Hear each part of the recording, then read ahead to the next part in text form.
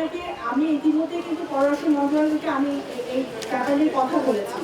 এখানে সবচেয়ে বড় কথা হচ্ছে যারা এটা মানব পাচার করছে তাদেরকে ধরতে হবে, এবং বাংলাদেশের এবং লিবিয়ার লোকজন যৌথভাবে যারা অবৈধভাবে মানব পাচার করছে তাদেরকে প্রলোভন দেখিয়ে কিছু টাকার লোভে তারা এই মানুষগুলোকে বিপদে ফেলছে এবং সমুদ্রের মধ্যে তাদেরকে বিপদাপন্ন অবস্থায়, এবং অনেকে রিসেন্টলি আপনারা দেখেছেন যে ইনসিডেন্টের কথা আপনি বললেন যে আমাদের কিছু বাংলাদেশি ভাইরা প্রাণ হারিয়েছে, এবং এখনো কিছু বাংলাদেশিরা যারা জীবিত আছে তারা গ্রিসে তারা কিছু হসপিটালে আছে এবং কিছু ক্যাম্পে আছে।